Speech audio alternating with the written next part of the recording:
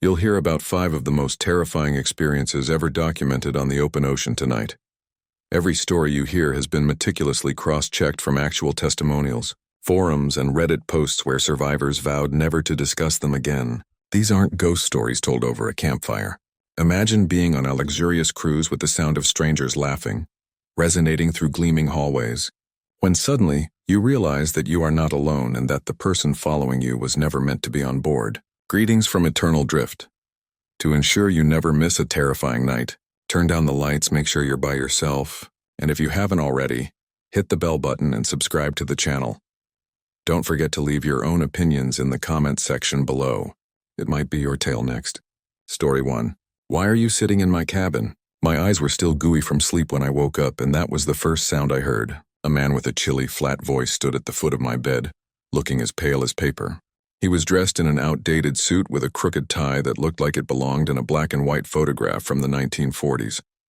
I sat up so quickly that I almost bumped my head against the bunk, but he was gone when I blinked. There was nobody in the cabin. It was time for me to get off the ship. You can call me Eric Donovan. I'm 34 years old from Pittsburgh, but I currently reside in Chicago. I work in IT for a mid-sized logistics company. It's not a glamorous job. All I do is code, patch servers, and stay up late, due of my severe burnout from the previous quarter. My co-workers pulled their money for this cruise. They advised me to rest, get some sun, and perhaps meet someone. In all honesty, I didn't want to go. Both crowds and water have never appealed to me. However, I went because I didn't want to acknowledge how dire things had become. I was already regretting it 3 nights into a 7-day journey. A stranger in my cabin now? No, it must be a dream, I convinced myself. I checked the door anyway. From the inside, locked. I had left my cabin keycard on the desk, except for the constant hum of the ship's engines beneath everything. That faint vibration you don't notice until you really listen. The hall outside was deserted. I made the decision not to bring it up. I would ignore it and try to have a good day. However, that would be my final typical morning. The main dining hall was full. Children were rushing between tables and servers were juggling trays during breakfast. The air was heavy with the scent of syrup and bacon. I found a corner, picked up a plate, and made an effort to act as though I wasn't surrounded by 800 strangers. I turned halfway through when I heard someone mumble, "Don't sither," the same individual. He was standing just behind my chair, his suite as wet as if he had just stepped out of the sea. My fork clattered to the floor as I leaped to my feet, but there was noon there when I looked again. The pair at the table next to me looked at me as if I had gone crazy. I ignored it, said something about a spill, and didn't touch my dinner. I didn't notice anything strange till I was leaving. A young woman in a neat white uniform was observing me. She seemed more interested in seeing what I would do next than she was worried. I couldn't get rid of it for the remainder of that day. I felt I saw him everywhere I went, including the theater, the pool deck, and even the stores. Standing too motionless in the midst of the bustling mob just out of sight, I determined I needed answers by the evening. I then proceeded to the front desk. The young lady who had been observing me previously was present. Maria was written on her name tag. I said to her in a whisper, "I believe someone has been in my cabin." A man, pale, tall, vintage suit. How he got in, I don't know, but her smile wavered. Leaning closer, she glanced over her shoulder. "Have you previously seen him?" she muttered. I went cold. "You know who I'm referring to?" Maria quickly glanced up at the surveillance camera. "Of course, sir. We'll have housekeeping double-check for you," she remarked loudly as she passed a folded piece of paper across the desk. Confused, I pocketed it and left before anybody could notice. I unfolded the paper in my cabin later. It wasn't a letter. The picture was in black and white. On the same deck where I had been walking earlier, a group of passengers stood posing for the camera, beaming, but the man was there in the center. The same crooked tie, the same vacuous look. June 12, 1947 was the date on the picture. That was when I first became aware that there was a serious problem with this voyage. Furthermore, it was much too late to get off. I had a hard time falling asleep that night. The picture of the man's pale face looking up from 70 years ago was resting on my desk. I attempted to turn my head away, but my gaze kept going back. The photo's edges were fragile and twisted with age, as if it had been sealed up for decades. It had a slight mildew odor. How could Maria have it prepared, folded, and waiting for me? I kept asking myself. The ship was silent around 2 hours in the morning. Even the waves seemed to hush in that profound silence that only occurs on the ocean. I was determined to sleep, so I pushed myself into bed at last. However, the knock was nearly instantaneous. My cabin door was rapped softly 3 times. I went cold. At that hour, nobody should be knocking. I remained motionless. Didn't take a breath. 3 more knocks followed. This time louder, heart pounding.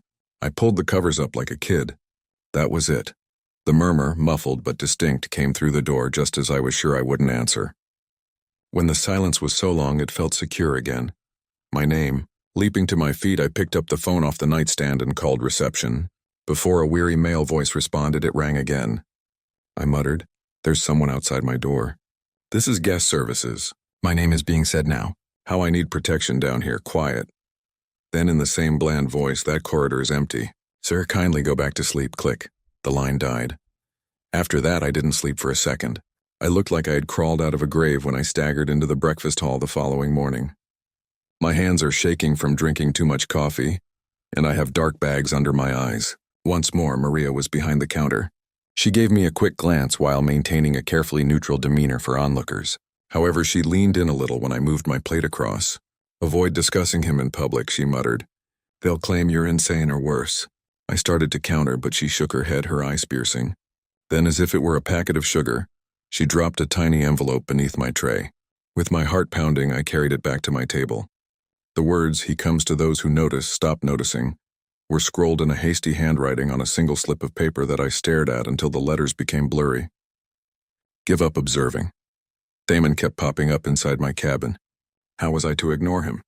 That's when I saw him once again, standing still in his crooked tie against the wall at the far end of the hall. No food, don't drink. Simply observing, he vanished as soon as I blinked. However, the chair he had been standing next to was still damp, as if it had been soaked by sea ater. I attempted to test it later that day. I made myself not to search for him as I made my way along the upper deck. I continued to focus on the horizon, the glistening blue and the sea's never-ending roll. However, I was deceived by every reflecting surface, even the polished brass trim and glass railings. In each, his face came over my shoulder, pallid and fuzzy. I was unable to stop observing, and he seemed more genuine the more I observed him. I wasn't the only one by sunset. Near the pool, I heard a couple fighting. "He was in our room," the woman whispered, pale and shaking, simply standing there. The man dismissed her, telling her that she was having hallucinations. She wasn't, though, based on the expression in her eyes. I made another attempt to contact reception that evening. This time the voice was different. Female, steady, and almost too serene. "That type of passenger is not on board," she stated. "Please don't distribute false information." "Enjoy your evening," she said courteously, but I heard a warning beneath them. Then, for the smallest moment before hanging up, her voice changed as if she were saying, "He's already chosen." To someone else in the room. Click. The line died. I knew then that this wasn't just me. Something that shouldn't have been on this ship was, and it was already aware that I was observing it. The ship no longer felt like a holiday liner on the 3rd night. It had the feel of a trap. The same mechanical vibration pulsed along every corridor, but it sounded louder now, as if the entire ship were straining against something invisible. I was unable to determine whether the ship was warping beneath my feet, or if it was just paranoia. I stayed as far away from my cabin as possible. I pretended to watch the credits of a family-friendly comedy that none in the crowd was even laughing at while I stayed in the theater after the late show. Slowly they filed out, all grins and plans for sunscreen, talking about tomorrow's island stop. But I saw him when the lights came up. Sitting alone in thievery back row was the man with the twisted tie. I swear to God that I saw him get up and make his way down the aisle. Every step he took left damp footprints on the carpet. It was not noticed by the crew. It went unnoticed, just me. I also saw that his reflection was missing from the glass as he passed the exit door. I went up to Maria once more, cornered her where no one else was, next to the staff stairs. "I insisted that you tell me what was going on." "Who is he? I keep seeing him, but why?" Her eyes were downcast as she fumbled with her keys, her hands shaking. "I should not speak with you," she muttered. "You have already been marked by him. He gets stronger the more you talk about him. So how can I stop it?" I growled. At last Maria raised her head and I felt cold at the expression in her eyes. "Don't be afraid." Not sympathy, resignation. "You don't," she remarked. You live long enough to get off the ship. Before I could continue, another crew member came around the corner. If he lets you, Maria suddenly straightened up, her face going expressionless and businesslike as if we hadn't spoken. She gave me a courteous nod and turned to leave me feeling nauseous. Things became more heated that evening. The sound of trickling water awakened me up. Go slowly and steadily. I initially believed it to be the bathroom faucet. However, the air had a strong fragrance, more akin to ocean brine than tap water. I instantly sensed it when I swung my feet off the bed. The carpet was wet. I felt a surge of fear. I turned on the flashlight, picked up my phone, and looked around the room. Pools of salt water formed in the cabin's corners. My bags were partially immersed, and there stood the man half in shadow in the far corner. The suit is soaking pale skin. He stared at me with lifeless eyes. "Leave!" I yelled and grabbed the desk lamp as if it may help. Panic raw in my throat. My voice cracked. Once the light flickered and he was gone when it calmed down. The water was all that was left, gently slapping at my ankles. The carpet was completely dried by morning until the announcement. I believed I could be going crazy. The captain's voice boomed calmly over the PA. "Attention passengers. Tonight's port stop will be delayed due to unforeseen weather. Stay on board, please. All facilities are still accessible. However, when I looked at my phone, the forecast for the next 3 days showed only clear skies. It wasn't only me who noticed. People in the dining hall complained. I heard murmurs. Why won't they let us to dock? Have you heard anything about the missing woman? Absent. The couple lowered their voices as I pressed closer, obviously hesitant to speak further. Later, a man my age stopped me as I was walking around the almost deserted lounge. He shifted his weight from foot to foot, nervous. "I take it you've seen him," he muttered the question. I felt sick to my stomach. "What are you discussing?" "The one in the old suit?" His terrified gaze darted all over. "I can tell, so don't lie. I was discovered by him 2 nights ago. He's everywhere now in the mirrors within the glass." He took hold of my arm with chilly fingers and said, "I don't even look anymore. Avoid noticing him. Humans that way. Just don't." He jerked away before I could reply, vanishing into the crowd as if he had never said a word. But even after he was gone, his words continued to echo in my mind. "Keep your eyes off him." However, it was too late. I took note. I was also aware that he wasn't done with me. I was broken by the 4th night. I was no longer able to faint. I couldn't persuade me that this was a cheap cruise ship plumbing trick, stress, or hallucinations. For now, other travelers were vanishing. It began with the elderly dining hall couple. Every morning at breakfast, they sat by the window and argued about getting more coffee. They had no one at their table by the 5th morning. I inquired about their whereabouts from the waiter. He smiled blankly. When I pressed, his face froze almost robotically, but he said, "We don't have records of every guest's habits, sir." At last, he stated, "They disembarked." My blood froze. How? He didn't respond. We never docked, simply left. The ship's corridors appeared disorganized by the afternoon. The atrium, lounge, and pool deck were the same route I had taken 100 times.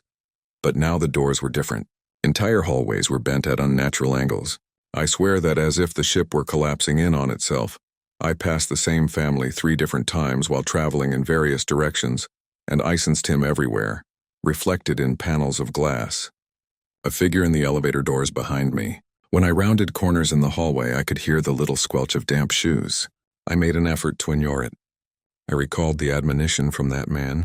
However, how could I have failed to notice the pale figure standing directly behind me in the mirrored reflection? Pouring down the carpet. When the elevator doors closed, I let out a yell. The doors were opened. There was no one. Maria passed me in the hallway that evening and gave me a folded piece of paper, a crumpled paper thrust into my palm. No words, no look. Alone in my cabin, my hands trembling, I opened it. "Some of us serve him now. Some of us hide. Don't go below deck 4, don't speak to the water. And if he follows you into your dreams, don't wake up." The paper was soaked through at the edges as though it had been dipped in theater. I didn't get much sleep. It wasn't rest when I eventually fell asleep. In my dream, I saw the ballroom full with travelers wearing vintage attire waltzing to shattered music. With each twist of the dance, saltwater crept higher and sloshed over their ankles, and he stood in the middle of the floor, the man wearing the suit. His smile was too big and his tie was crooked. He held up a glass toward me, and even though the music muffled everything, I swear I heard the words, "Welcome back." I woke up with a gasp, with sheets soaked, but not with perspiration, with theater. The weight of it caused the mattress to sag. I tried to take a picture, but my phone flickered and died. I took off running down the passage out of the cabin. I saw passengers go by like shadows, their features hazy, their voices mangled like static. Under my feet, the ship trembled as if it were straining against the sea.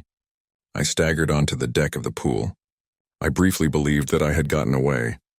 The pool, however, was dark, not bluish dark. The air was quiet, but the sea swirled wildly. The waves smashed violently against the sides as though the ocean itself had risen through the pool. But there was no wind or storm. Then I caught sight of him. He was standing on the far side, his suit glued to his body, his shoes soaking, pale hands lifted as if to call me nearer. Ignorant, the other passengers moved insolence around me. The kiddie pool was filled with splashing children. One of the men drank a cocktail. The terror before me was met with no response. With a pounding heart, I retreated. However, he was behind me when I turned, this time closer. I was so close that my face was splattered with salty drips. Iran. I'm currently writing this in the ship's library in a dim nook. I'm not sure how long I have left before he discovers me once more. He is seen in every reflection. All surfaces tremble like the sea. The walls are also beginning to leak. Avoid taking cruises if you're hearing this. The water is not reliable. Additionally, avoid looking for him at all costs because he notices you once you do. There was silence at the start of the last night. Not tranquility, not serene. The quiet that falls in a room when the yelling stops. I have no idea what time I left the library. The clocks had ceased. All of them. Each of the bronze clocks in the hallway I passed was frozen at 3:07. People passed past as if they were sleepwalking. There was no echo of their footsteps. Their voices seemed like garbled static rather than actual words. I made an attempt at conversation, taking a young man by the arm and inquiring about the captain's whereabouts. He smiled slowly and waterily at me. His eyes were unfocused and pallid. Additionally, a stream of seawater trickled down his chin when he opened his mouth. I released him. I took off running. All I could think about was finding the bridge to get in touch with someone. Anyone who could halt it or explain this. However, my stomach fell when I pried open the command deck door. With his hat lowered, the captain took a seat at the wheel. At their places, officers stood. Every stance is flawless. Every uniform is crisp. They weren't breathing, though. Their skin was stretched tautly across bone, bloated and gray. The floor was soaked by sea air that trickled down their collars as if guided by unseen hands. The wheel groaned as it rotated itself. Additionally, there was nothing in the middle where the captain's face ought to have been. All that was seen was a whirlpool-like haze of flowing water. Almost slipped on the damp floor as I staggered backward. I heard his voice at that moment. Low, patient, and drenched with the ocean's weight. "You returned." I whirled, my heart hammering my ribs. Hay was present. The traveler, the man wearing the suit. He stood with his hair slicked down and his sneakers creating puddles. This time, though, I observed something that I had never noticed before. His name tag crookedly fastened to his lapel. The name for Maria's note is D. Crowley, the person who previously drowned here. "Why me?" I muttered. His grin got bigger. "Because you observe. The others don't. The others continue to dance."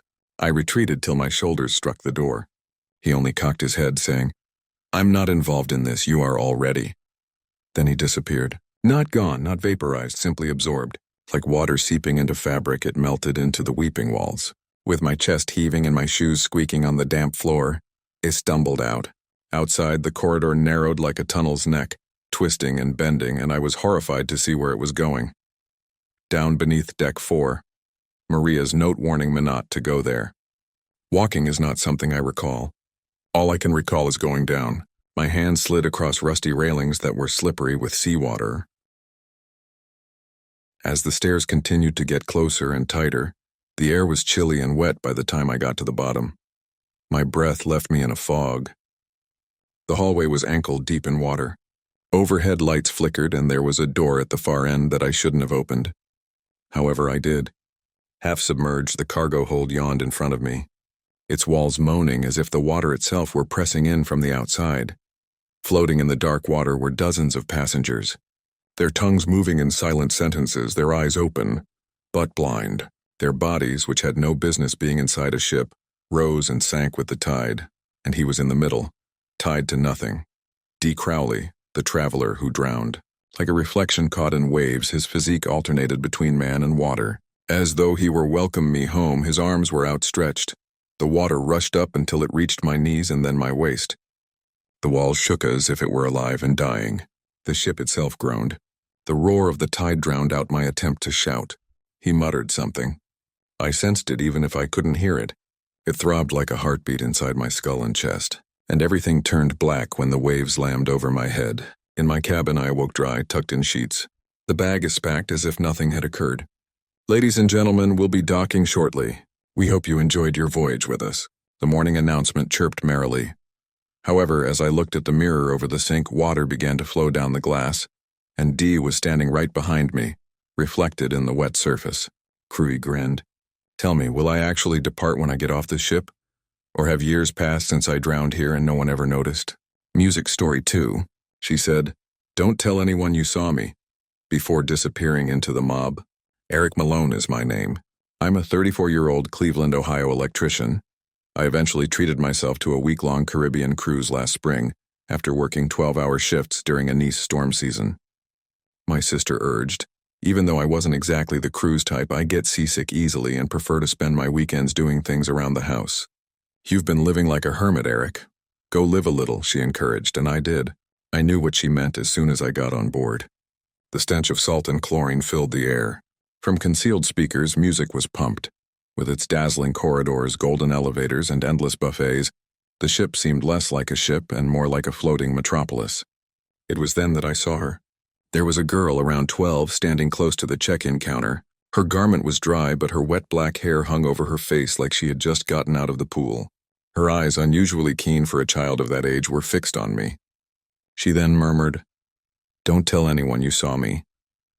She vanished into the passenger flow after slipping behind a family that was lugging their bags. At first I dismissed it. Long drives, jet lag, and a hyperactive imagination. That sentence, however, remained in my mind like a splinter. Ribeye, an unending dessert, and a chilled beer should have been the ideal dinner that evening. But I was distracted.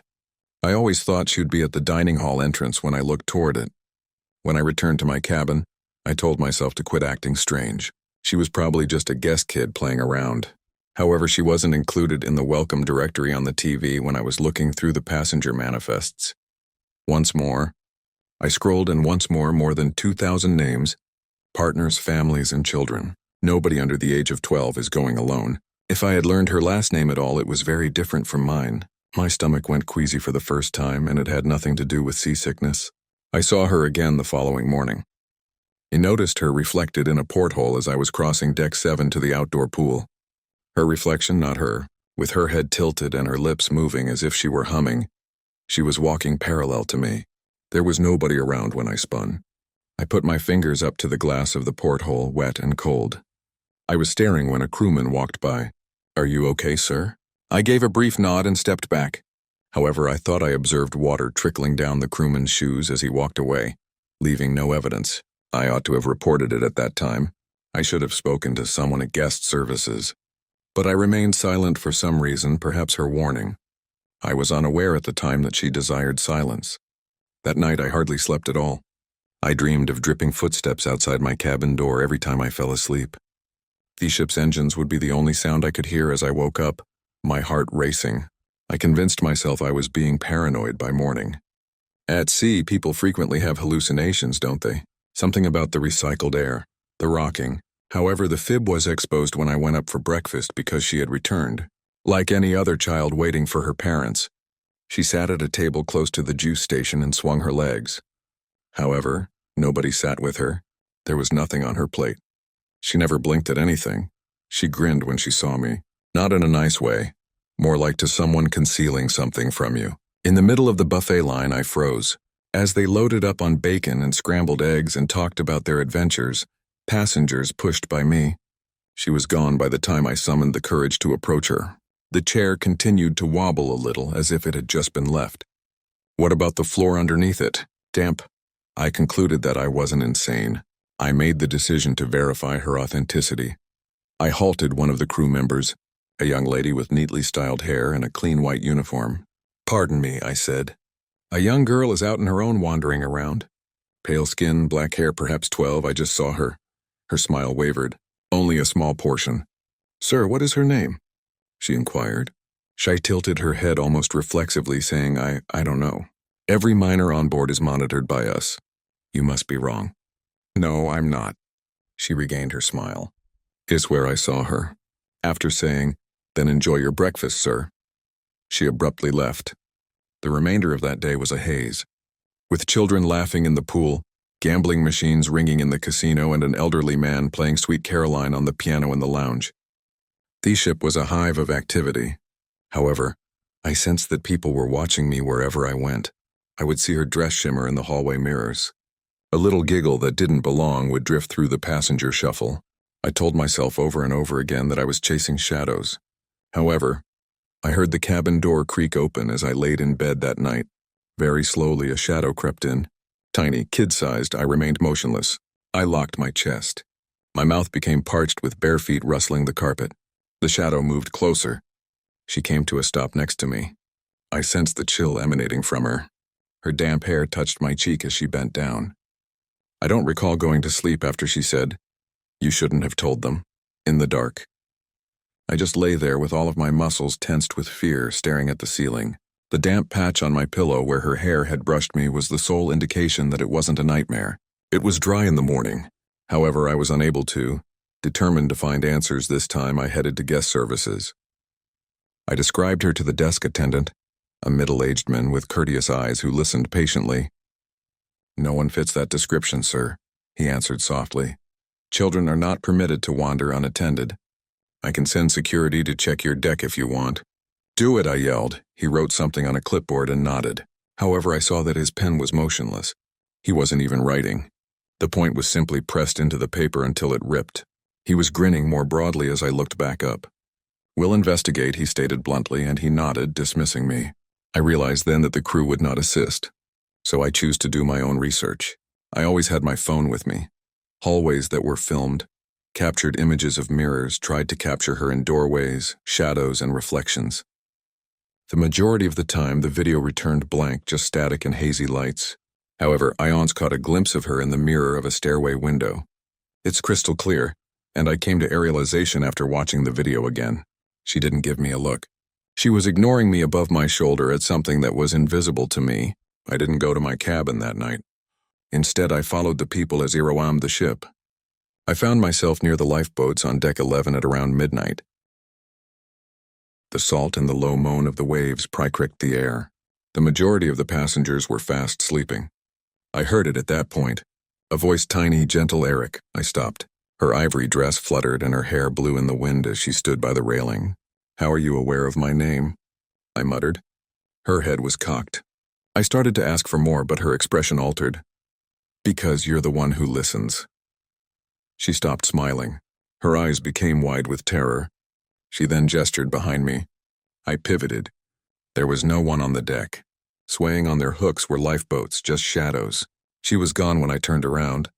As if she had climbed directly out of the ocean, the railing where she had stood was dripping wet. I was trembling by the time I got back to my cabin. It wasn't until I almost trod on the folded piece of paper that I realized it had been pushed beneath my door. It wasn't stationary from the hotel. The paper was water-stained and wrinkled. 3 words were written on it. "Don't go below." I gazed at the wet note till the words ingrained themselves in my mind. Don't go below. But what exactly does below mean? Engine room. Decks for storage. Every hallway felt like a trapdoor ready to let me into something I wasn't intended to see. After I had only barely explored half of the ship, I stuffed the paper into my pocket and made a self-promise to stay away from those places. Follow the throngs and stay on the higher decks, easy. The ship, however, had other ideas. My key card stopped functioning the following morning. I went to the help desk and described the problem. Without saying a word, the attendant, a young man this time, smiling nervously, handed me a replacement.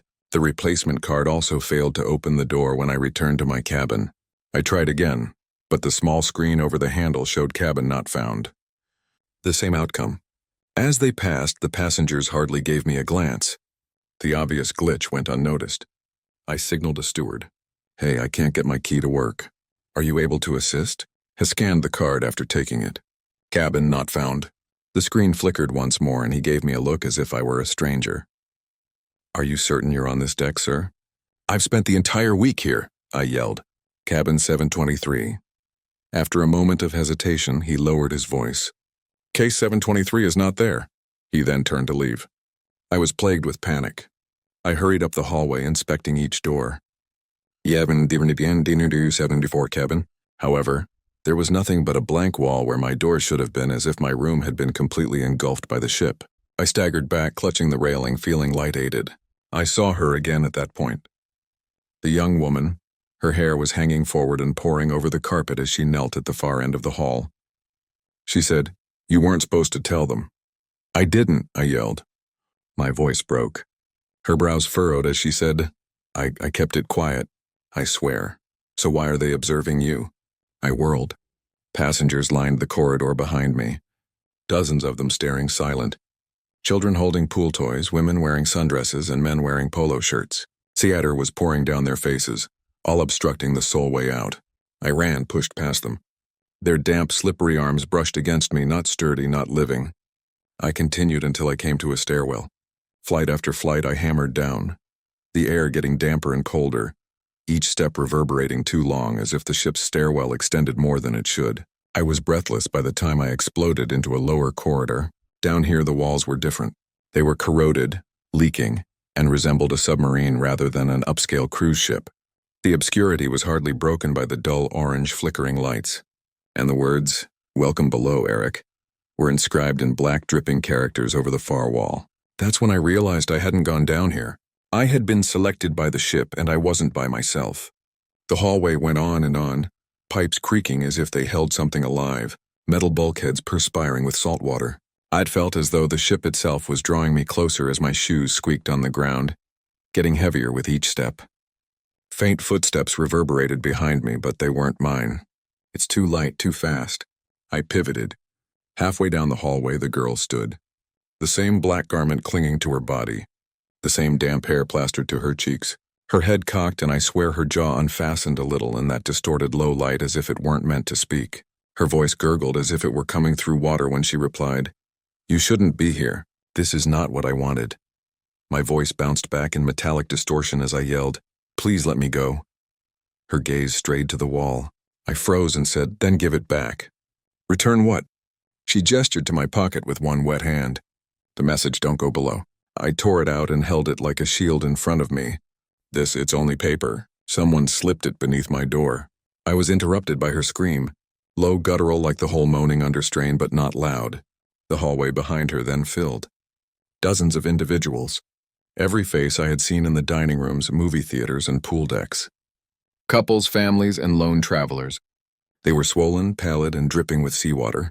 Now they both opened their mouths simultaneously. A sound rolled out of them. A combination of voices requesting assistance and the sound of waves breaking beneath the surface. I retreated till I struck a steel hatch with my shoulders. It wasn't locked and was labeled "Engine Access Authorized Crew Only." I stumbled inside after yanking it open. It should have been deafening in the engine room. Rather, there was silence. Hull-slick giant turbines stood motionless. There was no draft yet. Chains swayed from the ceiling. The floor was covered in pools of water, which were still except for the occasional bubble. And there's a table in the middle of the space. A ledger rests on top of rust-eaten metal. With every instinct telling me to run, I took a step closer. A page with tidy names was open in the ledger. Thousands, perhaps hundreds, names of the passengers. Heavy black ink was used to cross out some words every few lines, and mine was at the bottom, freshly scribbled in damp brush strokes. Crossed out is Eric Lane, cabin 723. My chest tightened as I staggered back. That was not feasible. I was still here. There I stood. The girl silently materialized at my side. Her hair brushed my cheek as she leaned in close, soaking my shirt with cold water. "You didn't board?" she muttered. My breath caught when I heard, "You drowned before they let you on." Her smile grew as she said, "That's not true." Water poured from her mouth's corners. "So why don't people remember you?" I heard thunderous footsteps behind me. With their eyes dripping seawater and their faces blank, the drowned passengers flooded into the room, filling every available space. I pressed myself up against the table. The ledger touched my hand. Then instinctively I grabbed the pen. I can't recall making a choice. I can't recall writing. However, I noticed a new line as I looked down. Eric Lane returned. The audience broke off. Each and every figure turned to face me. They grinned as well. In my cabin I awoke, dry through the porthole. Sunlight with distant laughter resonating down the halls and the hum of the engines. The ship felt alive once more. I briefly believed it to be a nightmare. However, my cabin door was missing. No handle, not a seam. Where the exit should have been, there was only a smooth blank wall. The carpet was completely drenched when I looked down. Don't come seeking for me if you're listening to this. If this recording somehow escapes the ship, never even attempt to guess what below means. Simply subscribe because someone else must continue to share these stories before they are lost. If my story ends here because you're never going to leave once the ship determines that you never boarded. Music Story 3. Why are there more lifeboats than passengers? The man said it without even glancing at me. His shirt was half untucked as he leaned on the outer rail, his sweat-slick forehead becoming yellow from the ship's deck lights. His comments were nearly muffled by the roar of the ship's engines, and his slurred voice gave me the impression that he was intoxicated. More than his tone, though. I was frozen by the way his gaze followed the lines of lifeboats dangling from their dove bits, as if he were counting each one individually. I nearly questioned his meaning. Rather, I smiled awkwardly and moved past as most people do when confronted with unnerving drill from a stranger. That one choice was going to cost me dearly. Lauren Pierce is my name. I'm a 34-year-old middle school counselor from Portland, Oregon. Theoretically, my life should feel routine and stable. I'm Theone who tries to reassure them that the world isn't as bad as it seems in their minds, who helps them cope with panic attacks, and who keeps their secrets about self-harm or violent parents. Additionally, I can usually fake it convincingly enough for them to believe me. In actuality, though, only a few months prior, my own world had fallen apart. After a protracted and cruel battle with cancer, my mother, Miancor, passed away. Hospice visits, nocturnal calls, and the persistent antiseptic stench of hospitals dominated my life during the latter year of her life. I expected to feel relieved when she eventually died. My apartment felt more like a mausoleum instead. I booked the cruise for that reason. A week on the Pacific with no obligations, just peace and quiet and wide waters. It would help me breathe again, I told myself. I kept the fact that I hadn't really spoken to a man since my mom's diagnosis, a secret from my coworkers, who even made a joke about me returning tan, refreshed, and perhaps ready to get back out there. This vacation was not an adventure for me. If only for a short while I was going to vanish. It was tremendous. The ship itself, the Celestia Dawn, features a miniature golf course. 12 decks, several swimming pools, and even a fictitious piazza with painted ceilings and violin music played through concealed speakers. It should have impressed me. Rather, as soon as he got on board, I could feel a deep vibrating hum beneath my feet, like a steel-buried heartbeat. When I was lying in my cabin that first night, I thought it was simply the engines, but I swear I felt it breathe beneath me. The days were hazy. I spent an hour in the casino watching folks applaud for blackjack, eating buffets where the scent of fried food stuck to my hair, and lounging in the sun with a book in an attempt to decompress. However, minor details caught my attention. Similar to the dining room, I went down at around 9 Gauss on my second night for a late snack. Half the tables were entirely empty. Not only in between seeings, even though the room should have been bustling, on the counters were trays of unfinished meals. Steam long since chilled. A server looked at me as if I had asked him what planet we were on when I asked him whether the establishment had closed early. Then with a rigid smile, he remarked, "Everything is as scheduled, ma'am." I attempted to use the elevator from Deck 6 to Deck 9 one more evening. There was no 7 button on the panel. The strangest part, I thought maybe 7 was crew only. But when I looked at the deck chart in the foyer, it indicated 7 as passenger cabins. The map had changed by the time I checked it again the following morning. Deck 7 had vanished. Nevertheless, I dismissed it. Ships can be confusing. Perhaps I was worn out. Perhaps my brain was still malfunctioning due to grief. I reminded myself of all that up until I discovered the door. It was mid-afternoon on the third day. In order to get my steps in, I chose to use the stairs rather than the elevator and forego the pool. I saw a tiny landing with a metal door between Decks 6 and 8. Normally, that would have been enough to keep me away, but the notice said crew access only. However, the handle was not secured. I pushed it out of habit. The passageway felt a little off as the door creaked open. The carpet was worn in spots and had a darker color. The walls were scratched and scuffed, as if someone had dragged their baggage down them more dimly than anywhere else on the ship. The lights above buzzed softly, and it was quiet, so quiet that I could hear a small trickle of water down the corridor. I initially believed it to be only a storage corridor. Then I noticed the cabin doors. The numbers were odd, but they lined both sides exactly like passenger rooms. 7 to 21.7 to 23, 7 to 25, then 7 to 41 was skipped, not on July 27th, 29, or 31. It was as if entire rooms had been deleted and the chronology made no sense. My heart pounded.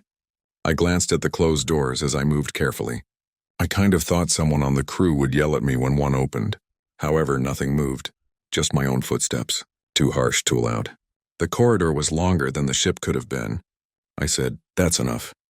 While attempting to control my breathing, I went back in the direction of the stairwell. However, it wasn't present. A further corridor stretched into the darkness behind me. My chest constricted. My flats thumped on the thin carpet as I walked more quickly. "Lauren, you're all right. You're all right." Then, as if someone had pressed a switch, the stairwell door appeared once more. It was exactly where it ought to have been. I didn't consider. Without pausing till I exploded inside the casino, I pushed it open and ran upward. Tourists clapping around a table. Neon lights and chiming gambling machines. It was a face-slapping noise. Gasping, my hands shaking, I leaned on the railing. Nobody took notice. I was just another woman who had lost a wager in their eyes. On that cruise, that was the last typical thing I saw. I tried to tell myself I had just dreamed it the following morning. Choose between stress, grief, or the ship's constant motion. There was no such hallway. Not at all. I even ran my finger down each level that was identified on the laminated deck map that they had hidden in my welcome folder. 6, 7, 8. Nothing about omitted room numbers or secret passages, only clean squares and lines. Even so, I sensed that people were watching me when I left my cabin for breakfast. Not the casual looks you receive when strangers assess one another while on vacation. They were slower, heavier. The crew let me catch them. In the corridor, a housekeeper stopped in the middle of wiping her towel and watched me until I went by. My reflection in the mirror was followed for far longer than required by a bartender wiping glasses. I attempted to smile, but he swiftly averted his gaze, seemingly caught. I piled my plate high with fruit and eggs at the buffet, but the food tasted stale as if it had been sitting for hours. A family of 4 at the next table over laughed excessively at nothing and moved a little slowly, as though they were imitating the appearance of typical families. My teeth hurt with each clink of their forks. I made myself ask at the guest services desk after breakfast. I passed the deck map across the bar and said, "Hello," to the man behind the counter who had a name tag that read, Adrian, and a flawless business grin. "Is there anything you can clarify? I observed a door last night between 6 and 8 on Allending. It led to what appeared to be another cabin corridor. However, it's not visible here." Adrian didn't even look at the map. He continued to smile. "Ma'am, all passenger locations that are accessible have obvious labels. No, this had cabin numbers. You must have thought it was a service door. 7's 21, 23. Signage gets replaced slowly sometimes," he interrupted, his tone bland under the praise. "Deck 7 does not have passenger access. So what are those rooms used for?" I asked, using more effort than I ought to have. His smile faded for a single fleeting moment. He clenched his jaw. Then it returned as fast as it had appeared. "Crew quarters for rest. I promise you there is nothing of interest to you." Before I could ask more questions, another person approached the counter and yelled about shore excursions. Adrian looked aside abruptly, like if I had never spoken anything. With a pounding heart, I left. Restrooms for the crew with numbers and doors like a passenger, and that hall was much longer than it ought to have been.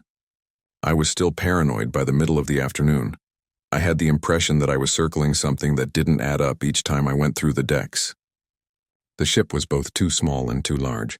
Stairwells stopped in walls. Corridors doubled back and doors appeared where I was certain they hadn't been the day before. To pass the time that evening, I participated in a trivia game at one of the lounges. While passengers scrolled replies, the host, a lively lady with a microphone and a false smile, posed questions. I was matched with an elderly Phoenix couple. Good enough, folks. However, I noticed something odd midway through the game. The woman was wearing the same shirt that I had seen on another traveler the previous evening. Not only comparable, exactly the same, right down to the tiny rip close to the cuff, she added. "We're all family here, aren't we?" with a flawless smile, so I guess I stared at her for too long. Her tone was too relaxed, too practiced. With my heart pounding, I excused myself before the game was over. I ought to have returned to my cabin and secured the door. But more than terror, curiosity tore at me. I returned to the stairway and stood in front of the same crew-only door at 11 Haoang that evening. In my hand, the handle felt cool. I briefly believed that this time it would be locked. However, it turned with the same ease as previously. It was dark now as the passageway extended ahead. Colder. After hesitating, I entered. The typical noise of the ship was muffled as the door snapped shut behind me. The sound of my breath was too loud. This time the numbering was more unusual. 7 to 21, 7 to 23. 7:25, next 7 to 41, then again 7 to 21. I came to a complete stop. Twice, 3 times. My gaze followed the brass plate. I had just passed the identical room number. Half expecting my hand to slide through, I stretched out and touched it. It was a solid metal, chilly, something murmured from within. No sound, not precisely. It sounds too rhythmic, almost like breathing and more like the sound of water pouring through pipes. With my heart thumping in my ears, I retreated.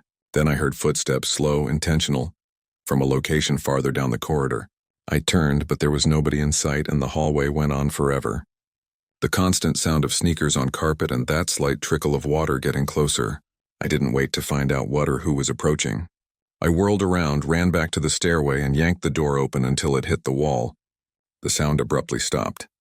The ship's hum reappeared, and the faint sound of laughter drifted down from the casino, 2 decks above.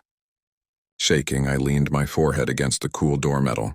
My hands continued to shake. It dawned on me then. There was no lock on the door. The hall was waiting constantly. Additionally, there was movement inside. I didn't get any sleep that evening. I could hear those steady, measured footsteps walking toward me across that unattainable hallway. Every time I closed my eyes, my body hurt from sleeping still on the slender bed, with my eyes fixed on the ceiling by morning. I was shocked by the mirror over the desk. When I eventually pushed myself up, it appeared as though I hadn't slept for days because my skin was gray. When I cocked my head, my reflection felt off, lagging half a second behind. I convinced myself I was dreaming when I turned on the toilet light and stared till my reflection caught up. I was certain the team knew by breakfast. Their grins tightened. The salutations were more formal. I received long questioning glances from even passengers I had never talked to. With his eyes fixed on me, Amin, wearing a Hawaiian shirt, said something to his wife. A young girl gazed for so long that I yelled, "What?" She simply turned away with a smile that was too big for her face. I didn't use guest services. Another courteous dismissal was not what I wanted to hear. Rather, I tried to enjoy the cruise during the day, a movie in the theater, pool, and trivia games. However, there were doubles everywhere I went.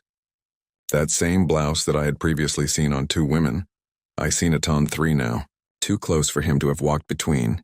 The same man in khakis and a striped shirt showed up on the top deck, then by the casino, and finally by the elevator. Perhaps I had dreamed about the footsteps that night. Perhaps the sound was distorted by adrenaline. Perhaps there wouldn't be anything there if I opened the door again. So, defying logic, I returned. It was easy to turn the handle. The dull yellow light within the corridor seemed to be killing the bulbs themselves. Now there was terrible numbers. July 21st, 23, July 41st, July 21st, July 19th. Out of order, the sequence scrambled and repeated. I made myself walk farther than I had previously. The carpet became wet and squished slightly beneath my feet. The scent of iron and mildew filled the air. I went past a door with the number 7 to 23 halfway down. A tiny knock came from inside. 3 raps slow, too methodical. I went cold. My throat tightened. Then the knob turned before I could move away. There was just darkness when the door cracked open an inch. Then an eye. Through the opening, I saw a human eye, moist and bloodshot, staring at me. I staggered back and crashed into the wall across from me. The door opened wider. Yet the blackness itself seemed to flow forward, heavy and thick like tar rather than a human coming out. The eye was eaten whole and vanished into it. My head didn't move until my legs did. I took off running. The corridor was long. The longer it got, the more I ran. The room numbers 7 to 21, 7 to 41, 7 to 23, 7 to 21 blinked past me interminably. I was slowed down by the wet carpet sucking at my shoes.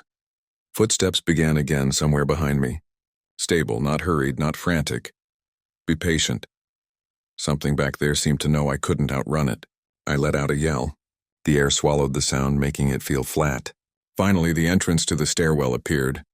It slammed open as I lunged, spilling out onto the well-known landing. With my chest heaving, I fell against the railing. Silence for a minute. Then a voice came, so faint I almost thought I'd dreamed it through the metal door. Whispering, my name was said. 2 at a time, I bounded up the stairs and continued till I arrived at the main deck. It wasn't the relief I was hoping for, but the night air hit me like ice. There was nothing on the deck, nothing at all. Nothing at all. No waiters emptying glasses, no couples by the rails, not even a drunk stumbling back from the bar. There was silence on board. Then there was the faint sound of music from above. Tiny, distorted, like a gramophone beneath water. It was a sluggish, erratic ballroom waltz that continued into the night. Legs trembling, I followed it until I came to the glass doors that opened into the midship lounge. The space was bathed in a golden glow when the chandeliers within were illuminated. It was also filled. In slow circles, dozens of passengers danced, their motions rigid and robotic like an unfocused image. Their faces were smudged and blurred. The waltz veered in and out, accelerating and slowing at different points. One of the dancers halted when I put my palm to the glass and said, "What the hell?" Its head jerked 90 degrees and snapped toward me in a manner that no neck should. Through the blur, I could feel its eyes. The others came after me only by one, their faces turning to face me, muddy eyes meeting mine. The music ceased. I stumbled away from the glass, but the door handle turned slowly and rattled by itself. Once more I ran. The hallways coiled about themselves. My memorized layout was incorrect. The elevators did not lead to the floors indicated by the buttons, despite the fact that it was abandoned in different locations each time. I passed the identical cleaning cart 3 times. The door slammed behind me with a ferocity that rattled the frame as I finally exploded into my cabin. I could hear my breath in the small room, yet something wasn't quite right. Once more, the carpet was wet. I had lost my suitcase, a solitary item. A black and white photograph was placed face down on the desk in its stead. I lifted it up and felt sick to my stomach. I was the one earlier that day standing by the railing. Not exactly me, though. The grin was too sharp, the eyes too far apart, and the figure's face too wide. A large shadow with a hand on its shoulder stood behind the man, barely out of frame. The picture escaped my grasp. At first, I was completely unaware that the cabin door had opened once more. There was someone or something in the picture, not moving, simply observing. The figure in the doorway remained motionless. I could feel the pounding of my heart in my jaw. Although it was tough to distinguish details in the faint light of the cabin, I knew what I was looking at. The head tilted in that strange angle I had noticed through the lounge glass. The shoulders were too high and the arms were too long. "Who's there?" As soon as it was gone, my voice broke. The object did not respond. Then the lights flashed once, twice, and it came closer in that moment of strobing. Halfway through the cabin, I reached for the desk chair, the only weapon that sprang to mind. I threw it as hard as I could at the figure. The entryway was empty, but the chair clattered against the wall before I heard voices and felt a weight on the carpet and its wet squish beneath my feet. I thought I had lost it inside my ears. Not in front of me, not behind me. A distorted echo of a voice saying my name. I ran outside. The corridor was wobbling as though the entire ship had sunk. The walls narrowed near the ceiling and curled incorrectly. Every cabin I visited had its doors open, but it was deserted with beds unmade, luggage tossed aside, and water glasses still shaky on nightstands as though someone had just departed. I yelled for assistance. My voice was lost in the shadows. I heard heavy footsteps coming from somewhere behind me. Slow, intentional. I pushed my way through a fire exit and staggered down a stairwell. Instead of leading to another hallway, the metal door opened straight onto an unfamiliar deck. Like a football field spread out over the ocean, it was too long. The smell of brine and rust filled the air as the wind thrashed at me. Dozens of passengers were standing there, lined up along the railing, completely still, utterly quiet. They were all looking directly at the dark horizon. With my heart racing, I took a step closer. They were dressed in outfits that were decades out of style, with gowns and suits that looked like they belonged in an old snapshot. Their eyes were empty voids gazing out to sea, and their skin was waxy and pallid. The deck continued even after I retreated. It continued to stretch, the rows of somber travelers growing in number no matter how far I traveled. The spacecraft let out a deep mechanical groan that sent shivers down my spine. A PA system crackled to life somewhere above. "Ladies and gentlemen, we thank you for choosing the Crescent Star." A composed female voice said, "Please stay motionless until the last departure." The passengers all turned at once. No, all of their faceless eyes were fixed on me. I sprinted, racing across an endless deck. Even though my lungs ached and my legs screamed, the ship itself seemed to move beneath me, extending the distance between each stride. My throat ripped as I yelled, but the sound didn't travel. At last my body failed me. Gasping, I fell against the railing. Below lay a flat, limitless ocean that was darker than night. At that moment I noticed my image in the dark water. I wasn't the one. The mirror smiled. Its eyes grew hollow, its mouth grew unnaturally large, and its teeth resembled shattered glass. A tall shadow behind it put its hand on my shoulder. At first I didn't notice anything, but when I looked down I saw that a pale skeletal hand was indeed laying there as well. I went cold, unable to breathe, unable to move. The voice in my ear again, this time gentle and understanding, said, "You're one of us now." The screen goes dark. That was the last thing I remembered. No escape, no rescue, just the boundless sea, the ship that never docks to. Impulsively booked the cruise. The cheap last-minute deal, 5 nights at sea all-inclusive, an opportunity to block out the world, felt like fate because work had been dragging me down. The email confirmation appeared to be quite typical, but one particular item stood out, cabin 417. I attempted to Google the deck designs, but the number never appeared. All of the websites I looked at skipped directly from 416 to 418. However, the confirmation was unmistakable. I assumed it was simply old schematics. It's true that ships undergo constant remodeling. Nevertheless, there was something off about the ship when I got on board, my suitcase rattling behind me, too silent. Like an ancient cassette tape, the welcome music was somewhat distorted as it played through the speakers.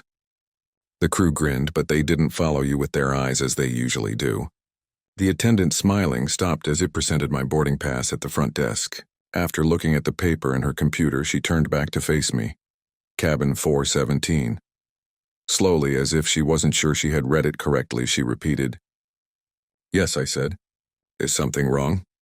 She made a small line with her lips. "No issue, sir. Enjoy your stay." However, her hand shook as she returned the card key.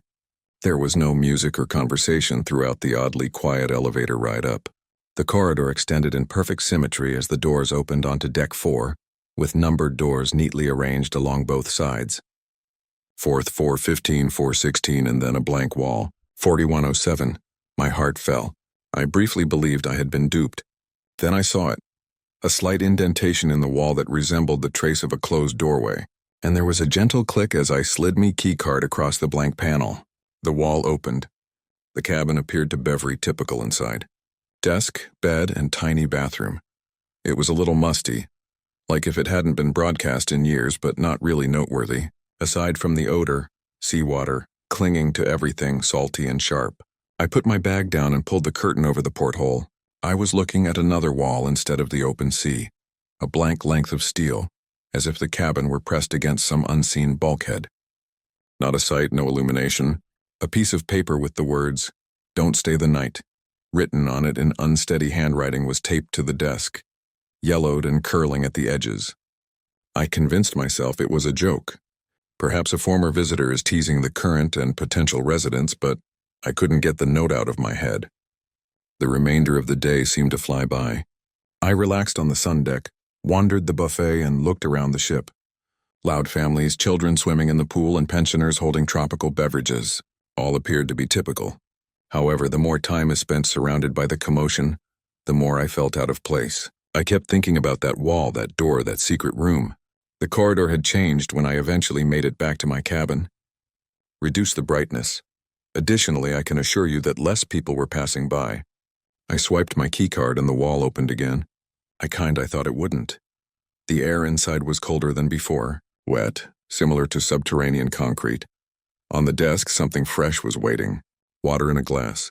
It's half full. Fresh condensation beads on the outside. I had not stopped there. I kept my hands off of it. I didn't want to breathe near it at all. I listened whiling in bed at midnight. The cabin's walls weren't quiet. They throbbed, moaning. I occasionally heard what sounded like moving water, as if I were in the ship's belly with the ocean pressing down on me. I must have fallen asleep at one point because I woke up to a noise that had every hair on my arm stand up. Inhaling wet, slow breaths from the shadowed nook by the restroom door, I went cold. I remained motionless without even blinking. Simply gazed. The corner appeared deserted. However, the sound persisted. Then there were 3 knocks on the wall inside my bathroom. As though someone on the other side wanted me to respond, there were 3 knocks that were muted through steel. I skewered to find the lights. Silence when they flicked on. The corner is empty. However, the sink's mirror dripped with theater as if the waves had splattered on it. I went to reception the following morning. I desired to change cabins. I was not going to stay in that tomb. The receptionist politely listened to my explanation while entering information into her computer. Then she gave me the same icy smile as she looked up. I just stared at her as she whispered softly, "I'm sorry, sir, but there isn't cabin 417. What?" She slowly shook her head, saying, "I slept there last night." I slammed my keycard against the counter and said, "That cabin doesn't exist. So what is this?" She took it up. Like the first attendants, her hand trembled. After taking a short look at the magnetic strip, she hurriedly put it in a drawer under the desk so it would be hidden. She said softly, "I'll have someone check in your concern, but I advise you not to return there." Before I could counter, a second traveler emerged behind me, noisily, lamenting a misplaced suitcase. The front desk employee waved me off. Talk is concluded. I had nowhere else to go that evening. With the sea wind stinging my face, I stayed on the deck until it was almost empty. But after a while, fatigue forced me to return to that hallway and that blank wall like it had been waiting. The wall opened when my card touched it. There was no glass of water on the desk inside. It was replaced by a journal. The cover was distorted by moisture and was old and leather-bound. I turned to the first page of it. The handwriting was uneven and jagged. The journal pages were creased, stained with damp, and some of the ink had bled so severely that it appeared to be veins across the paper. If you are reading this, it means the cabin found you too. With the mild vibrations of the ship humming beneath me, I sat at the desk and read under the dull yellow lighting. The cabin isn't listed on the manifest. They told me the same thing they undoubtedly told you, that it doesn't exist, but it does. It finds you when you're not supposed to be here. I reached the last page. My stomach grew constricted. The next entry was smeared, but the words I could make out froze me. Don't drink the water. Don't look in the mirror too long. Don't answer if it knocks. I checked the blueprints in the library. This hallway doesn't align with the others. The measurements don't add up. Cabin 4.17, it's not on the ship. It's inside the ship. I closed the journal and pushed it away. Then I heard it again from behind the bathroom door, breathing. It was heavier and louder this time, and each inhalation ended with a gurgle that sounded like liquid filling the lungs. My trembling hand hovered over the doorknob. I warned myself not to open it or touch it. The doorknob then turned by itself. The door cracked an inch open and I staggered back. Inside it was dark. The heavy foul stench of brine rolled out. "Who's there?" My voice broke. A damp murmur replied, "You." I ran away down the hall out of the cabin. I craved distance regardless of the crew's claim that it didn't exist. However, I encountered a man in uniform as I reached the corner leading to the stairway. Safety. I was grabbed by the shoulders by him. "Simple, sir. What appears to be the issue?" I stumbled. I don't know how to explain this. There's something wrong with my cabin. 41-7. The number made his face twitch. There's someone in there. For a moment only. Then his face changed. "Cabin 417? He asked thoughtfully. Indeed, he didn't put it in writing. Didn't request that I show him. He simply nodded sternly and said, "I'll take care of it." Then he moved in closer, his voice low enough for me to hear. "Avoid returning there. I didn't sleep that night. So whatever you do, don't tell anyone else about the door." My eyes stung from staring out at the black ocean while sitting in a lounge. A woman eventually took a seat across from me. Crisp silver hair, early 50s with a cruise lanyard still around her neck. "Did you not see it?" she inquired without introducing herself. My blood froze. "What did you see?" "The extra cabin." I remained silent, but as if she already knew, she gave a sorrowful grin. She said, "It found my husband on our last trip. He entered the house. Before I could ask her another question, she departed. He never came out. I sought to find solutions the following day. As stated in the log, I looked through the ship's library, though most of the publications were tourist nonsense, but I discovered something strange in a binder labeled Deck Plans. The cabin numbers on this floor schematic were 4A105, 4x16, and 418, 4A107. However, the spacing appeared incorrect. Between 4-16 and 4-18, there was an excessive amount of blank wall, as if something had been purposefully removed. I could see faint pencil traces beneath the print as I traced the outline with my finger. "The drowned don't stay in the water, they want rooms," someone had scrolled, nearly obscured by the overlay. "The drowned don't stay in the water, they want rooms." That evening, when I went back to my designated cabin, the one I had been moved to, the key card wasn't functional. I returned to the front desk. After tapping on her keyboard, the attendant scowled. "Unusual," she whispered. She gave me a fresh card and said, "It indicates that you have already checked back into your previous cabin." My stomach dropped as I saw the printed number 417. I stood looking at the card in the lobby. 107 was the number that pierced my vision. My heart pounded on my skull. The receptionist's grin was overly radiant. "Is there anything more I can do to assist you?" I wanted to yell at her and tell her to give me another room, but I could hear the continuous faint sound of water leaking behind her desk drawer. As if she could hear it too, she cocked her head slightly. I murmured no, and turned to leave. I had never seen the hallway leading to 417 so deserted. My footsteps were muted by the carpet, but I swear I could hear footsteps behind me that were exactly in time with mine. The wall was already open when I got there. The door opened like a mouth, ready to suck me in. The journal was open on the desk with a new page turned. The words were still shimmering and the ink was new. The air was saltier and colder than before. "You can't leave now. The cabin remembers you." Even though I hadn't ran any water, the restroom mirror was foggy. Pale outlines moved as though they were on the other side of a window, and shapes moved behind the glass. I made an attempt to go. Yes, I did. However, the hallway beyond wasn't correct. When I yanked the door open, there was decay in the carpet above. The lights flickered and black rivulets of water ran down the walls. I realized I wasn't in a hallway at all. As I staggered forward, my heart in my throat, I was in a hallway that was no longer part of this spacecraft. The numbers of the cabin doors that extended on either side were incorrect. Dates are displayed on faded metal plates rather than numbers. 1952, 1974, 1989. Like fingernails clawing from the inside, each door was scratched, and I heard the knock once more. Somewhere far down that impossibly long hall, there were 3 slow raps that seemed to come from all the doors at once. I slammed the door shut and backed into my cabin. There was no journal left. It was replaced by the glass of water, which was now completely full with seawater, trickling down the carpet from over the rim. Someone knocked on my bathroom door, so I didn't wait this time. I opened the door with a yank. For the first time, someone else was reflected in the cleansed mirror. A man with gray skin, blue lips, and hair stuck to his forehead, dressed in a soaked suit. He touched the other side of the glass with his hand. I had lost my own reflection. Water gushed out of his mouth as he opened it. It was in gallons. The mirror broke. Seawater flooded over me, bursting into the chamber with a roar. When I rushed to the door, it refused to open. My lungs were burning. The person climbing through the mirror, wet, grinning, and whispering, "You're mine now," was the last thing I saw before he passed out. I woke up choking on the carpet. It was all dry, no water. The mirror is in good condition. Nothing but quiet. I stumbled over and wrenched open the door. The hallway appeared normal this time. People went by as if nothing had happened. A family chuckled. A kid pulled a plush dolphin across the floor. However, my stomach fell as I saw the cabin number. All of the hall's doors read 417 each door. Every brass plate shone the same. First, I whirled about the hallway, extending indefinitely, one identical door engulfing the next. The family I had just seen had stopped laughing, except for myself and the faint sound of water pouring from the ceiling. The corridor was suddenly deserted. I randomly selected a door and yanked it open. The same cabin inside.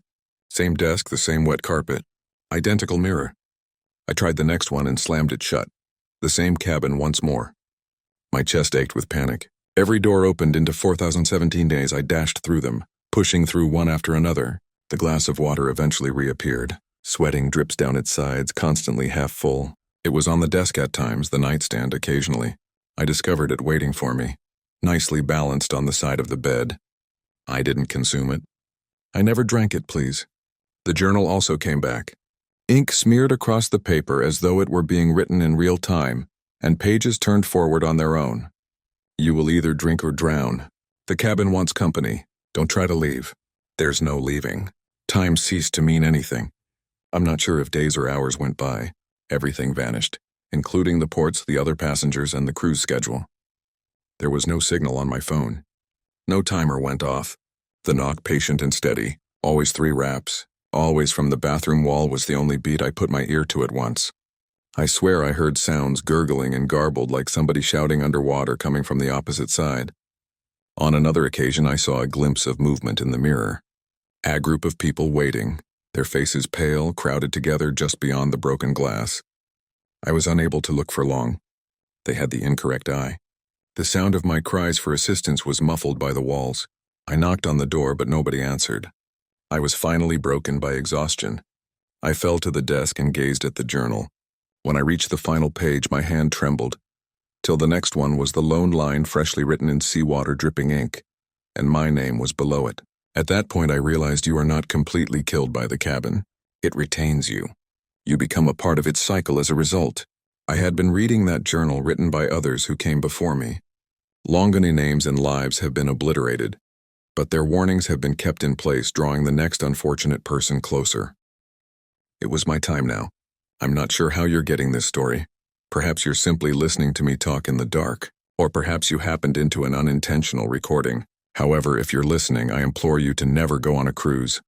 Additionally, if you are on one, never enter a cabin that isn't marked on the map, because the door never closes after it opens for you. The knock is the final sound on the tape. 3 slow raps. The sound of gushing water followed, music story 4. Why are they all grinning like that? As I waiting for the safety practice to end on the open deck with my orange life jacket digging into my neck, that was the first thing that froze in my chest. The passengers' faces weren't tranquil, even if the water behind them rolled steadily and calmly. They didn't look right. I should retreat. I'm 34 years old, a commercial insurance adjuster from St. Louis, and my name is Ethan Price. I wasn't really into cruises. My sister persuaded me to take a 7-day trip to the Caribbean after my divorce last spring, even though I had always mocked them as floating malls for intoxicated honeymooners and seniors. It will help you think more clearly, she stated. I assumed that she was correct. A week away from the echo of an empty apartment, spreadsheets, and irate clients. It was a fairly typical first day on board. The absurdly large buffet, the faint thrum of the engines vibrating up through the carpet, and the clinking of glasses in the atrium bar. I made an effort to unwind and act as though I wasn't the only one amid the 2,000 people who were laughing and drinking until the sunset. The muster drill followed. Every cruise ship has a rule that when the alarm goes off, passengers must assemble at their designated station, put on life jackets, and wait for crew personnel to perform safety protocols. It wasn't very memorable, but I had done it once previously on a little Bahamas vacation years ago. However, things were different this time. I went down to Deck 7 and followed the crowd to my station. With a rigid face, a crewman in a white suit used a scanner to check my cabin card. People walked into rows around me, their orange vests flashing in the waning light. The air smelled like salt mixed with diesel. I made an effort to get rid of the nagging discomfort. I became aware of them at that point.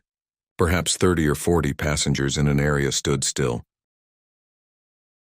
Their hands were at their sides, their eyes were straight ahead, and their vests hung precisely even. No chatting like everyone else, no fidgeting, no talking. Then I noticed the smiles, the same motionless, tight-lipped as though painted on. It was a coincidence, I assured myself. Perhaps a strange prank from a tour group. However, when I looked back a minute later, they all turned their heads in the same direction and at the same moment, trailing the crew member as he crossed the deck. To see if anyone else had noticed, I glanced around. An elderly man was adjusting his hat, children were tugging at baggy jackets, and couples were giggling. Noon appeared to be bothered. No one but me. I think I heard 30 voices whispering simultaneously as the crew member raised the bullhorn to begin the drill. Loud enough to make my arms stand on end, but too soft to pick up words. I ought to have left at that moment. However, I didn't. I convinced myself that I was dreaming. Convincing myself that everything can be explained is what I do for a living. Ceiling collapses, burning wiring, and cracked foundations. You can always put a purpose on paper. However, as I saw 30 strangers bend their heads in perfect harmony on Deck 7, I was unable to think of one, As if nothing had happened, the drill went on. Using bullhorns, crew members yelled directions while forming lines toward lifeboats and showed how to fasten straps. Parents checked their phones. Kids moaned. But those people, those silent ones, didn't move. They never faltered in their smiles. The throng moved once again as the captain's voice, routine and happy, finally came over the PA. Not slowly, simultaneously, like puppets reacting to a concealed string. Their heads snapped up in unison as they turned toward him. A chill of perspiration ran down my back. I snuck out of the crowd as soon as the drill was over. A man wearing a Hawaiian shirt gave me a shoulder pat and grinned as if we had just made it through a dull ordeal together. I was unable to chuckle, though. I had to find out who those individuals were. I observed as the crowd dispersed while hiding behind a lifeboat davit. Couples and families dispersed in the direction of the restaurants and bars as well as the elevators. The quiet group also split off, but they refrained from going inside. They marched in single file down the deck toward a stairwell designated crew access, which was off limits to passengers. My heart was racing as I hesitated. Compared to common sense, curiosity was more intense. I followed after waiting for the final orange vest to vanish through the door. The stench of oil and sea air filled the stairs. Scratched from carts and boots, the walls were painted an industrial gray. With my hearing strained, I slipped down 2 stairs. The ship's noises faded until the faint hum of the engines was all that was left. I heard it at that point, a humming low chant, not in English. I did not recognize any of the languages. Dozens of voices rhythmically rising and falling. With my heart pounding, I shoved myself against the wall. A strip-off pale light spilled out from a damaged door at the bottom. I crept forward, took a quick breath, and took a look inside. In a small storage area, rows of those identical passengers stood shoulder to shoulder. There were plenty of life jackets in nooks as though reflecting something I couldn't see. Their orange vests gave off a subtle glimmer in the dim light. In unison, they swayed while muttering in the tempty, lifeless tone. Additionally, a crew member stood facing away from me at the front of the room. The chorus came to a complete halt as he raised both arms high, palms out. My eardrums were crushed against silence. Then all heads turned toward the door as one in my direction. I staggered back and hit the wall with a moan. The door swung wider. No one shifted. The similar smiles widened in the gloom as they simply looked. My final typical moment on that cruise was that my footsteps reverberated too loudly against the metal steps as I dashed up the stairwell. Every breath made my chest hurt as if I had been racing for miles rather than merely climbing a few flights. The night air slapped me when I exploded back onto deck 7. Couples walked by sipping margaritas. Near the pool, a band played steel drums as if nothing had happened beneath their feet. Normal life had fully restored. I turned around. The door to the stairwell remained open. I thought they would follow me. Those beaming faces, that crewman with his arms up. However, there was no one in the doorway. Don't chant. No footsteps, only a wide rectangle of darkness. I quickly left, attempting to avoid giving the impression that I was running for my life. The remainder of the evening was a haze. I huddled in my cabin with the curtains pulled. I considered calling my sister and unloading everything, but I was at a loss for words. "Hey, do you recall the cruise you persuaded me to go on?" In an attempt to convince myself that I had dreamed the entire situation, I poured whiskey from the minibar instead. There's a cult under the lifeboats. Then the knock came. Around 2 hours in the morning, I heard 3 brief knocks on the door of my cabin. Halfway to my lips, I froze. At that hour, noon knocks unless the crew is attending to an emergency. I felt my gut tighten. I put the glass down slowly and moved toward the door.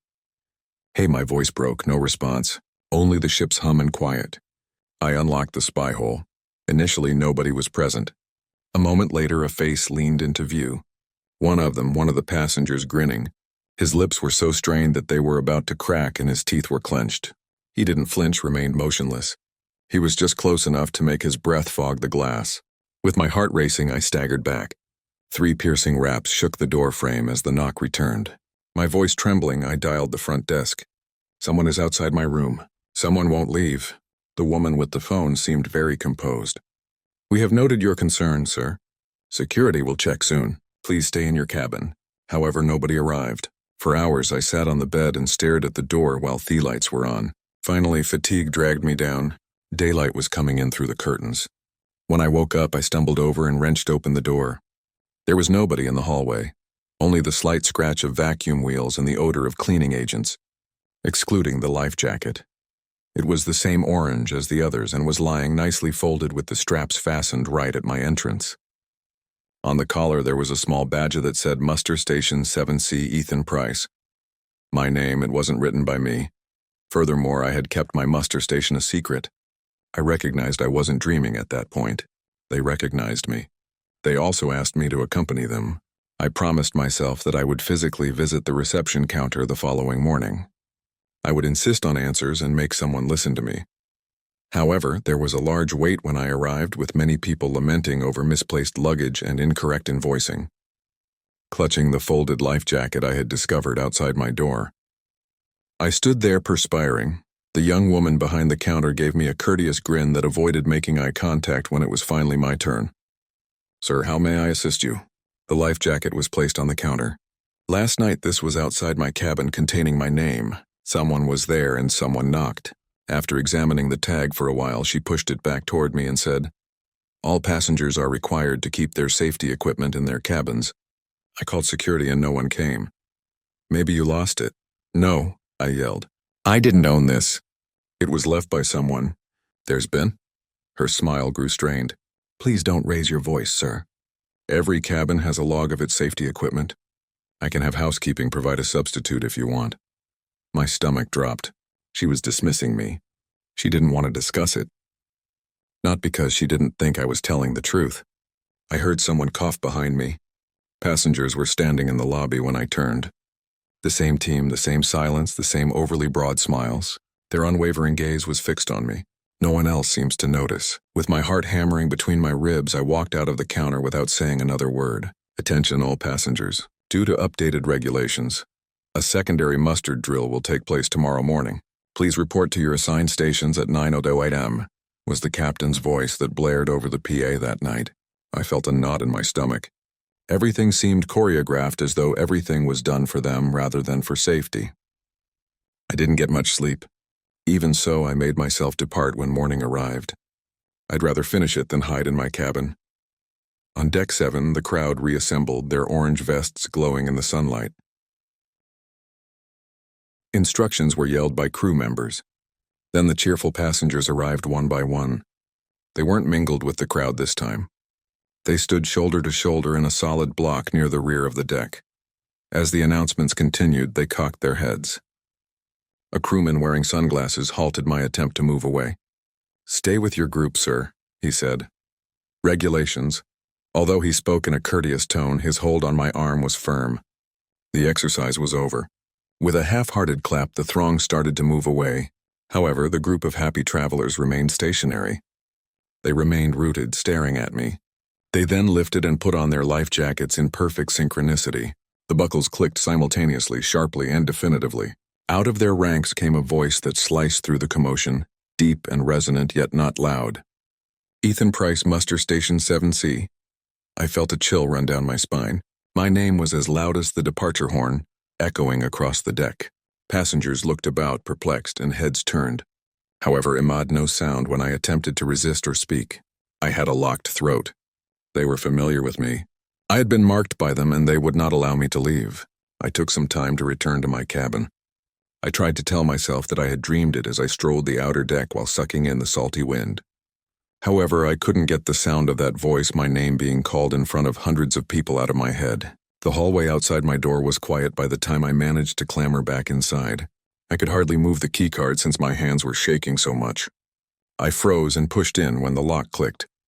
On my bed was the life jacket I had brought to the front desk. It had my name boldly printed across it, the straps folded nicely and the tag facing up. I dropped it as if it were burning. I had a heaving chest. I called security using the cabin phone. I wasn't going to let them ignore me this time. Before a voice picked up, the line rang once, monotonous and flat. I slapped the receiver down and staggered back, vomit rising in my mouth, saying, "Muster Station 7C, Mr. Price." The walls of my cabin felt like they were closing in.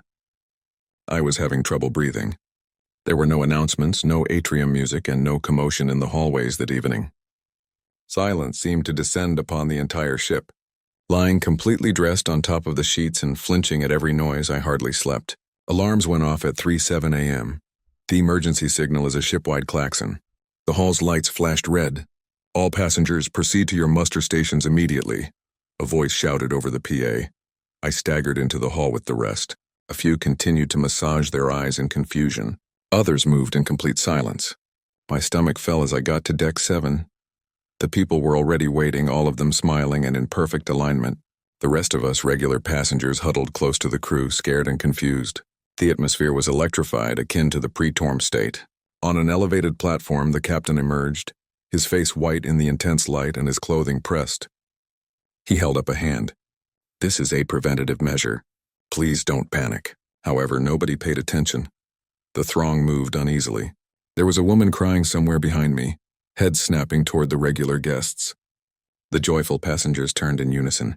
Their faces appeared stretched and incorrect as their smiles became wider. Then they started to move forward without saying anything. I pushed through the crowd and retreated. People stumbled and yelled. Crew members attempted to intercept but were frozen in mid-step, as though they were held in place by something. With his hand paled from the deck lights, one of the smiling men stretched out and touched my sleeve. Then he said, "Ethan Price." He spoke in a low, respectful tone. I broke loose and raced, saying, "You're late."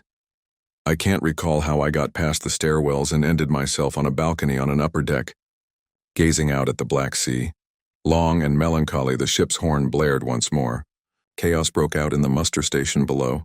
People on board screamed. But above it all, I could hear that group's coordinated chant, 7C, their voices echoing over the sea. E7. Then nothing. The deck was empty when I peered down again. They're all gone. The miling block, the staff, the passengers. All that was left were the orange life jackets, which were strewn around like skins. I can't recall leaving the spacecraft. The remainder of that evening escapes my memory. Days later, I woke up by myself in a motel room with my own life jacket folded neatly on the chair opposite from me. That's all I remember. My name is still on the tag, and every night at around 3 in the morning I can still hear the echo in my head, reminding me that I never managed to muster, like the call of the sea itself. Music Story 6. The sound wasn't just a wake-up call. It was a warning that rang through your chest. At precisely 3 a.m., my stateroom room phone rang, a metallic screech that sounded louder than it should have amid the ship's silence. I initially believed it to be an error of some kind, possibly a system malfunction. However, I didn't hear a stranger or quiet when I took it up. My voice came to me. It was obvious. The same timbre, the same faint rasp that I had always detested in my own recordings. I dropped the receiver so hard that it bounced against the desk after the person on the other end shouted, "Don't open your cabin door ever," in just 6 cold, forceful words. My stomach twisted and my hands trembled. All my nerves were burning and I was completely awake. Michael Grant is my name. I'm 34 years old and I work for a Pittsburgh-based insurance company as a claims adjuster. Dreary existence, dull work. I decided I needed a vacation from looking at spreadsheets and a quiet apartment that still had a hint of my ex's perfume after a stressful divorce last year. A cruise had been recommended by a coworker. "Dude, it will reset your brain," he added. "Oh, air buffets, no stress." So, in contrast to my typically frugal and cautious demeanor, I made reservations for a week-long Caribbean cruise. I had never even been on a ship before, so I wasn't the cruise kind. However, the beautiful brochure gave the impression that it was a floating metropolis with neon lights, a limitless supply of food, and contented strangers. It would be therapeutic, I told myself. It was a typical first day. I joined the throng and marveled at the ship's enormous decks and the boundless ocean. On deck 7, I had a small but tidy cabin with a round porthole window that overlooked the ocean. I recall thinking that the constant buzz of the motors was soothing, similar to white noise to block out the memories I no longer wanted to sit with. I basically kept quiet. Before retiring to my cabin at around midnight, I attempted a trivia game in the lounge, ate dinner at the buffet, and strolled along the promenade. Within an hour, I was asleep. Then that call came. There was nothing but static when I eventually ventured to take up the receiver once more. I listened to the slight hiss as if anything could speak again while I sat there with the phone shaking in my palm. In the dark glass, my reflection appeared to be leaning closer, as if it were anticipating my arrival. I made an effort to reason. Was it a practical joke? Perhaps I had imagined the resemblance to my voice because of some crossed wires in the phone lines. However, I knew in my heart that it wasn't an error. It was too deliberate, too exact. That night I didn't sleep again. It seemed as though someone was waiting just outside the threshold, and every little sound outside my cabin door. The shuffle of feet, the distant clank of a cart was magnified. My head ached from lack of sleep by the time the first breakfast announcement was played on the public address system at 7 a.m. I persuaded myself it was behind me the following day. Nothing more than one strange glitch. I made an effort to enjoy the ship. I had a drink by the pool, spent some time in the casino, and even struck up a conversation with a Florida retiree couple who had already been 9 cruises. I laughed harder than I thought I would. It nearly worked for a few of hours. However, I observed something strange when I got back to my cabin that evening. My phone's red light was blinking, a voicemail. I hit the button, feeling sick to my stomach. It was a brief message. I froze as I said, "Don't trust the crew," and a flat, urgent voice once more. In some way, my reflection in the porthole window was darker with unfamiliar eyes peering back at me, and I questioned whether taking this vacation had been a mistake for the first time since I boarded. That message kept coming back to me like a broken record, and I hardly slept the second night. The crew is not to be trusted. It was crazy. Even the crew was unknown to me. They were grinning, serving drinks, and directing guests to the buffet. All they were doing was their jobs. However, I couldn't get it out of my body after hearing it in my own voice. I made the decision to test it the following morning. I pretended that I had misplaced my keycard and went down to the reception counter. I had seen the young woman behind the desk grin with practice all over the ship. Elena was written on her name tag. "Sure, sir. What is the cabin number?" 712, I answered, keeping a careful eye on her. She paused. It was fleeting, yet it existed. Before typing, her fingers hesitated for a half-second above the keyboard. "Additionally, what is the account name?" "Michael Grant." That brief silence again. She pursed her lips, gave me a short look, and hurriedly gave me a new card. "This is yours." I should have left, but I couldn't help myself. "Please keep this one secure." "A strange incident occurred last night," I remarked. The phone in my cabin rang. The corners of her mouth twitched as her smile faltered slightly. Someone was on the line, but it didn't make sense. We occasionally experienced technical issues with the internal phones. Nothing to be concerned about. Her eyes, however, did not match her words. She had icy eyes. I remained tense for the remainder of the day because of that. I stayed in public spaces and moved between packed lounges and bright decks. The more I observed the crew, the more I became aware of small details I had previously missed. It appeared as though they had been coached to mimic warmth because their grins were practiced and had the same rhythm. Their motions were too coordinated and effective. 2 stewards were folding towels when I passed them, and I thought they both turned their heads at the same time, observing me until I was out of sight. I paced my cabin that night while chain drinking instant coffee in an attempt to stay awake, but fatigue prevailed. I must have fallen asleep at about 2:30. The phone rang once more at 3:03 a.m. I was hesitant to respond this time. My throat throbbed with my heart. At last, I raised the receiver once more. The voice on the other end was mine, but it was desperate and cracked. With my entire body shaking, I slammed the phone down and said, "Michael, they know you're awake. Stay out of the hallways." I almost stumbled over my own backpack. As I stumbled back, I glanced at the door, half expecting it to slam. I heard footsteps outside instead. Deliberate, hefty, and slow, they came to a halt near my cottage. Then there was a gentle knock. Not desperate, not courteous, simply be patient. With my back against the wall, I tensed every muscle in my body. Whoever knocked didn't come back. They did nothing except stand. I sensed that the room's air was being drawn toward the door. The footsteps continued for what seemed like an age. I spent the remainder of the night awake.